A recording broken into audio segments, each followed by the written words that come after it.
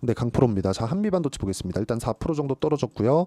떨어지는 과정에서 보면 삼성전자가 올라옵니다. 하이닉스가 지금 HBM으로 독점적인 지위를 누리고 있죠. 그런 부분이 지금 삼성전자의 행보를 보면 약간 좀 깨질 수도 있는 거 아닌가? 그런 부분에 대한 내용이 작용을 하고 있습니다. 자, 무슨 얘기냐면 삼성전자는 지금 HBM을 납품하지 못하고 있습니다. 하고는 있는데 가장 메인인 엔비디아 쪽으로는 못 들어가고 있어요. 아직까지 퀄테스트 제품에 대한 그 퀄리티를 맞추지 못했기 때문에 그렇습니다. 그럼 우리가 이 과정에서 뭘 봐야 되는지 그 내용을 가지고 이야기를 드릴 겁니다. 첫 번째, 한미 반도체는 지금 하이닉스와 결이 같다. 즉 독점적인 지위를 같이 누리고 있다. 그래서 그것에 대한 프리미엄을 받아서 지금 시가총액이 15조까지 올라온 거다. 원래 한 1조에서 2조 사이였던 주가가 지금 15조 정도까지 올라왔고 고가 따지면 거의 한 20조 가까이 되기 때문에 15조에서 20% 더하면 한 18조 정도 되니까 한 10% 정도 더 올라가면 20조 정도 되는 거잖아요.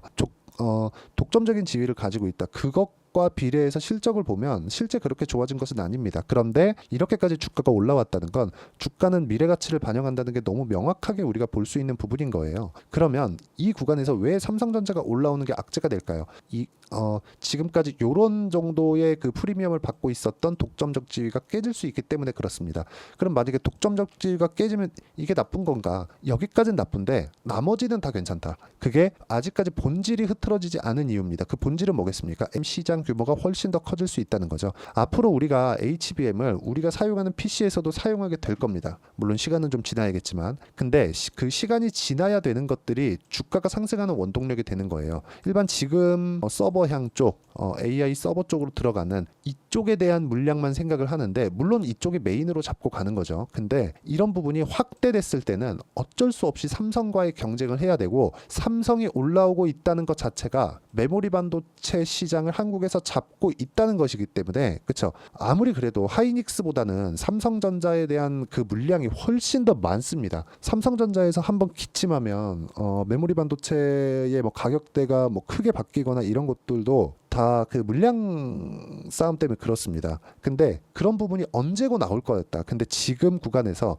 이미 한 달 정도의 조정을 받고 있는 그런 구간에서 나오고 있다는 점, 이런 부분은 먼저 맞아야 될 매를 맞고 있다고 보시면 됩니다. 근데 만약에 이 구간에서 만약에요, 뭐 삼성전자가 안 올라오고 개별적으로 빠지잖아요. 그러면 HBM에 대한 수요 문제, 뭐 수요 둔화 문제, 그리고 반도체에 대한 뭐 그런 수요 문제, 수요 둔화 문제 이런 부분들이 있다는 것인데 그런 부분이 아닌 거죠. 삼성전자 올라오고 하이닉스가 빠진다는 건 그렇죠. 그러면서 한미반도체도 빠진다는 건 HBM 시장 규모 그리고 AI 반도체에 대한 뭐 수요에 대한 문제 이런 문제는 전혀 없다는 겁니다. 그럼 이 구간에 맞춰서 우리가 봐야 될 건 어느 정도까지 조정을 받고 어떻게 타점을 잡는지가 중요한 거지. 이 구간에서 와 이거 팔아야 되나 이거 독점 깨지면 이제 끝 아닌가. 그건 아니라는 거죠. 삼성전자에서 못할 거라고 생각하는 사람은 없을 거라고 생각을 합니다. 삼성전자에서도 하죠. 근데 지금도 많이 늦었죠.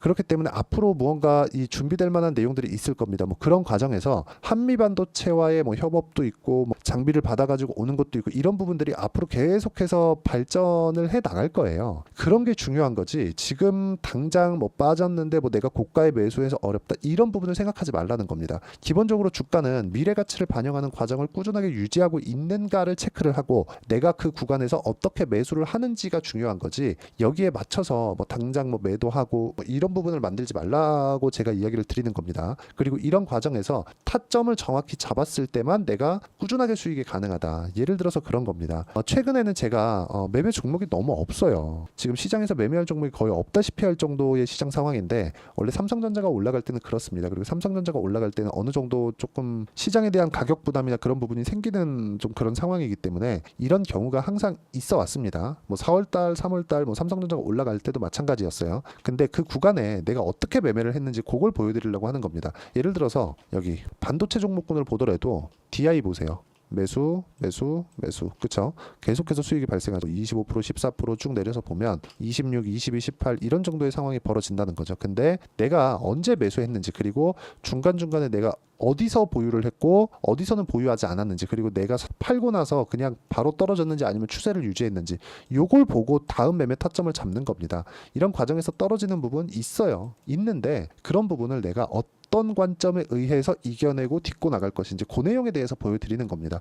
지금 제가 보여드리는 건 실제 제가 매매한 DI에 대한 타점이고, D 같은 경우에는 HBM 장비를 삼성전자로 납품할 수 있다는 기대감. 즉 지금 삼성전자를 보면서 뭡니까? HBM 퀄 테스트를 통과할 수 있을 것이라는 기대감. 그러면서 주가가 올라가는 거잖아요. 그러면 이 내용에 맞춰서 한미반도체를 보면 어떤 상황이 되는 겁니까? 삼성전자가 올라가면서, 그쵸? 올라가면서 나오는 HBM 퀄 테스트를 통과할 것이라는 기대감, 요게 작용을 한 거고, 한미반도체는 삼성전자가 지금 퀄 테스트를 통과할 것이라는 기대감에 의해서 독점적 지위가 깨질 수 있다는 불안감이 작용을 한 겁니다. 투자 기대감이라는 거죠. 그럼 지금 매를 먼저 맞고 있는 거지, 이 상황에서 뭐 굉장히 걱정하거나 그럴 필요는 없고, 이 상황에 맞춰서 본다면, 즉 미래가치 가격을 보면서 이런 식으로 매매가 이루어져야 된다는 겁니다. 이거 말고 최근에 매매한 종목들을 보면 태성이나 이런 종목들입니다. 매수, 매도 50% 이런 정도의 상황이 나오는 겁니다.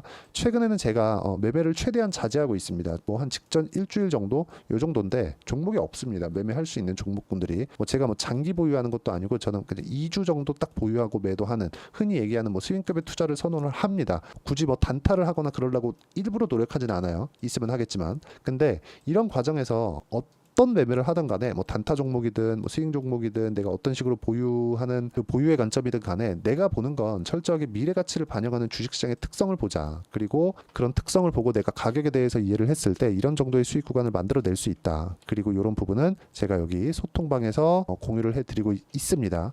예를 들어서 지금 태성에 대해서 보여드리고 있는데, 태성이라고 검색을 해보면 정확하게 나옵니다. 6월 3일 시장가 매수 태성, 그리고 YC도 마찬가지죠. 반도체 종목군. 이런 정도의 상황을 지속적으로 봐야 되니까, 내가 매매하면서 가격이나 그런 부분을 잘 모르겠다 하시는 분들은 소통방으로 들어오시면 되고, 소통방은 무료로 진행하고 있으니까 구독과 좋아요 눌러주시고, 상단에 있는 전화번호로 구독 또는 소통이라고 문자 보내주시면 제가 여기 소통방 입장 링크를 순차적으로 공유를 해드리도록 하겠습니다. 어떤 식으로 제가 매매를 해야 되는지 그 내용에 대해서 이야기를 드린 거고, 이거 말고도 다른 종목 하나만 더 보겠습니다. 우양이나 그런 종목들을 봐도 계속해서 미래 가치를 가격이 먼저 반영을 하고, 그쵸, 이런 구간에서 수익이 발생한다는 점. 근데 오늘 같은 경우에 재룡적입니다. 오늘은 매수를 안 했는데 어저께도 매수를 했고, 그리고 이틀 전에는 또 매도를 했고, 떨어지고 올라오는 과정에서 또 매수를 했죠. 이런 상황을 지속적으로 만들어야 된다는 거예요. 자, 보세요. 제가 매도까지 한 종목 재룡산업입니다. 자, 내용 보면 어때요?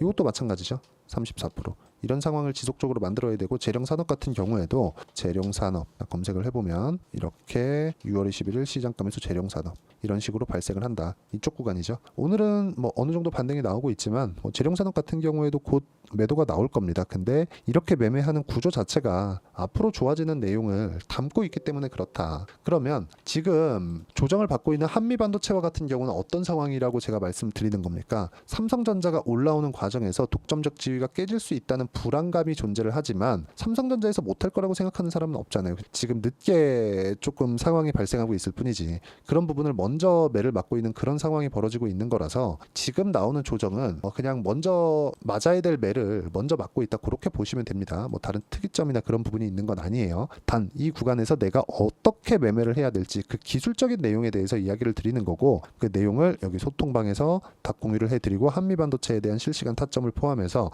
다른 반도체 종목군들, 그리고 고가 돌파하는 종목군들을 소통방에서 모두 함께 공유를 해드리고 있으니까 와서 배우시면 되고, 상단에 있는 전화번호로 구독 또는 소통이라고 문자 보내주시면 여기 소통방 입장 링크를 순차적으로 공유를 해드리도록 하겠습니다. 자, 그리고 이런 식으로 가격을 잡는 그 내용에 대해서, 그쵸? 그 가격을 잡는 내용에 대해서 어떤 식으로 할지, 그 이론적인 부분은 여기 한미반도체의 단기 보유 전략, 그리고 최근에 한미반도체의 변동성이 커졌기 때문에 상당히 도움이 될 거고, 무엇보다 단기 보유 전략을 이용해서 제가 실시간 타점을 문자로 공유를 해드리도록 할 테니까, 상단에 있는 전화번호로 한미라고 문자 보내주시면 단기 보유 전략과 실시간 타점을 공유해드리도록 하겠습니다. 자, 내용 정리하면 그렇습니다. 한미반도체를 포함해서 어떤 종목군도 미래가치를 가격을 땡겨서 반영을 하는 거고, 그런 부분을 만들어냈을 때 여기서 보이는 이런 정도의 매매를 할 수 있고, 이렇게 하려면 가격에 대한 이해가 필요하기 때문에 어떤 식으로 분류하고 판단을 해야 되는지 그 내용에 대해서 제가 이해를 시켜드리도록 할 테니까 영상 끝까지 시청하시고요. 모든 분들이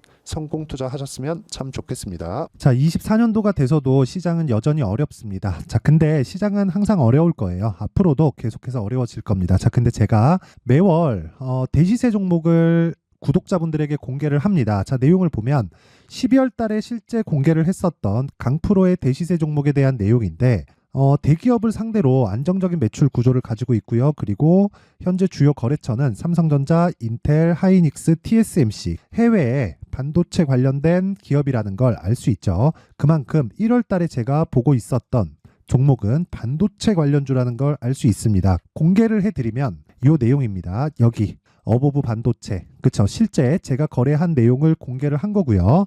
수익에 대한 크기를 보면 공략한 시점, 제가 가격대를 함께 공개를 해드렸는데 공략한 시점부터 21%의 수익 마감이 된 것을 확인해 볼 수가 있습니다. 자, 근데 지금도 마찬가지입니다.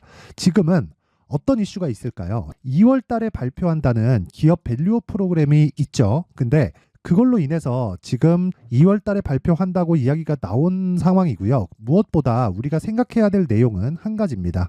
어떤 이슈나 그리고 어떤 상승할 수 있는 내용으로 인해서 주가가 올라가는 것은 맞죠. 하지만 가격이 먼저 반영한다는 걸 반드시 알고 있어야 되고, 그런 내용에 대한 파악이 되었을 때, 그쵸? 여기 어보브 반도체처럼 21%, 그쵸? 대략 3에서 4일 동안 20% 이상의 수익을 먹을 수 있고요. 그리고 여기 HLB 같은 종목처럼 대략 일주일이 채 되지 않는 기간 동안 30%의 수익을 낼 수 있습니다. 자, 그러면 답은 나왔어요. 재료에 대한 부분보다 중요한 게 가격이다. 자, 근데 지금 시장에 쏠려 있는 게 뭐죠? 2월 달에 발표하는 기업 밸류업 프로그램에 대한 내용이죠. 자, 그러면 우리가 이쪽에다가 지금 집중을 해야 될까요? 그 내용을 한번 보겠습니다. 기아차의 차트를 보면요. 1월 24일 날 정부단에서 입김을 불어넣은 이후에 시세가 강하게 발생한 것처럼 보이지만 애초에 12월 달부터 신고가를 달성했다는 걸 확인할 수 있습니다. 자, 그러면 우리가 스케줄을 따져봤을 때 우리가 어디를 봐야 될까요? 4월 달 총선을 봐야 됩니다. 드디어 때가 온 거죠. 4월 달 총선이 끝나면 그 뒤엔 뭐가 있죠? 대선 전국으로 들어갑니다. 그러면 우리는 4월 달 총선부터 시작해서 대선까지 이어질 수 있는 종목을 찾는 게 정말 중요합니다. 그게 정부 정책의 방향과 그리고 스케줄에 맞춰서 가는 거예요. 정치적인 상황에 따라서 주가가 움직이는 걸 우리는 수도 없이 많이 봐왔기 때문에 스케줄에 맞춰서 가는 게 지금으로서는 답이 될 수 있습니다. 그리고 무엇보다 어느 정도의 시세를 내는지 그 첫 번째 단계인 상황을, 그쵸? 제가 12월 달 밝혀드렸었던 대시세 종목으로 이미 공개를 해드렸기 때문에, 그쵸? 어떻게 제가 매매를 했는지까지 다 보여드렸습니다. HLB처럼, 그쵸? 31.9% 걸린 시간은 4일밖에 되지 않죠. 이 종목을 제가 가격과 그리고 어떤 종목인지를 애초에 12월 달부터 공개를 한 겁니다. 자, 그러면 지금도 마찬가지예요. 앞서서 제가 말씀드렸었던 23년도에 했었던 여러 가지 종목들이 있죠. 한미반도체 같은 종목들도 여기 소통방에서 모두 공개를 해서 실제로 10,000원부터 60,000원까지 상승한 내역이 있고요. 왜 공략을 했는지를 제가 다 공개를 해드렸습니다. 근데 지금도 마찬가지라는 거죠. 정부 정책의 방향에 맞춰서 또는 선거 스케줄에 맞춰서 매매를 이어가야 될 때가 됐고요. 제가 총선 관련된 큰 시세가 나올 수 있는 대시세 종목을 준비를 해놨습니다. 길게 말씀드리지 않겠습니다. 모든 종목들은 신고가를 달성하면서 대시세 준비를 하게 되고요. 신고가를 공략했을 때 내가 시장에 주도주를 잡을 수 있는데 지금은 총선에 집중하는 게 맞다. 그래서 총선 관련된 그리고 대선까지 이어질 수 있는 종목을 준비를 해놨는데 지금부터 준비를 하셔야 나중에 고가에 올라가서도 꾸준하게 매매를 이어갈 수 있습니다.